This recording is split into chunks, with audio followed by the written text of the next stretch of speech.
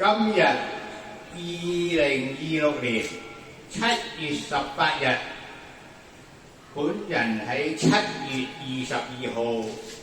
俾澳港市羅崇文誣告，我已經去信所有地方，法官我都去咗幾封舉報信。事由啊，嗰個澳港市啊，澳門廣場有2個女嘅雜工嚟嘅接線生，佢認為有羅崇文招致，乜都唔怕，可以做皇后。咁喺2024年，因為我見佢哋太囂張，我就約見羅崇文，佢唔敢出現，派3個人同我會面，12個鐘頭覆我，即刻約時間，非常之好，讚下佢。第一個叫做執委會嘅委員黃偉雄，第2個係好人，嗰個美女劉靜小姐，第3個係一個比較年紀大嘅秘書，又講咗1個鐘頭零15分。我幾次去提出點解你啲咁嘅雜工接線生能夠侮辱習主席嘅？佢又得住我，嗰啲嘢唔好講，唔講都得，講其他咯。但係佢好強調10幾次，認為用澳港市能夠壓制到我，以為我驚。我哋澳港市指示佢咁做㗎，指示佢咁講㗎，有晒錄音嘅，你要交翻嗰個錄音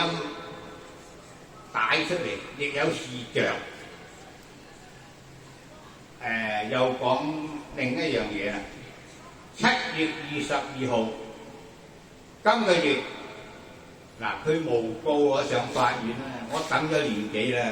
我非常開心，能夠同法官直接對話，多謝你哋你派用我哋納稅人嘅錢去請埋啲無謂律師，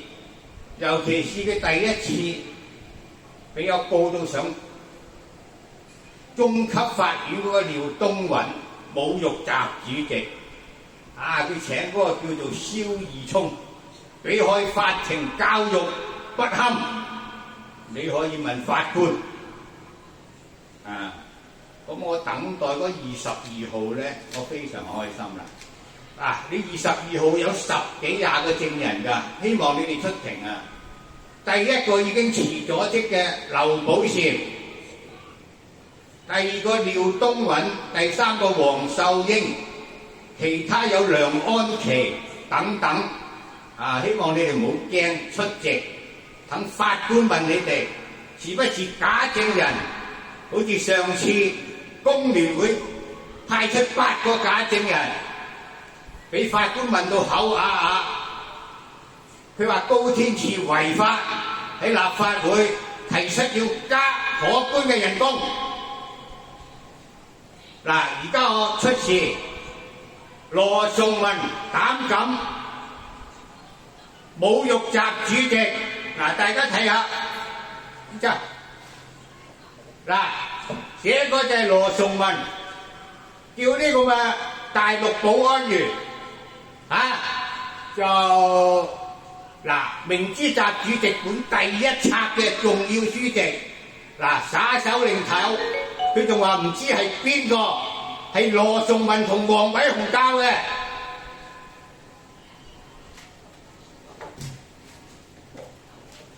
這張係2024年嘅，頭先嗰張2025年嗰個雜工又出嚟，睇唔睇見啊？各位全澳嘅基層人民，撐大雙眼，用雪亮的眼睛睇下澳港市收稅政府10億有咩做咗？真係啦，嗱，嗰張就係佢嗰啲保安員，我哋唔收，唔知係乜嚟嘅，你隨便放，抌落地下冇問題，有晒視像，有晒證據，希望你特區政府國安委馬上處理，我亦會去廣東省公安廳、中紀委投訴舉報。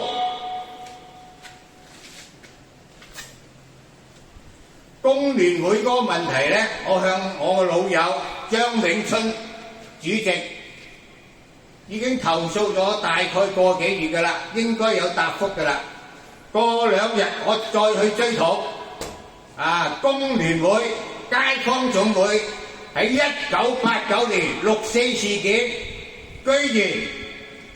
想推翻中華人民共和國中國共產黨，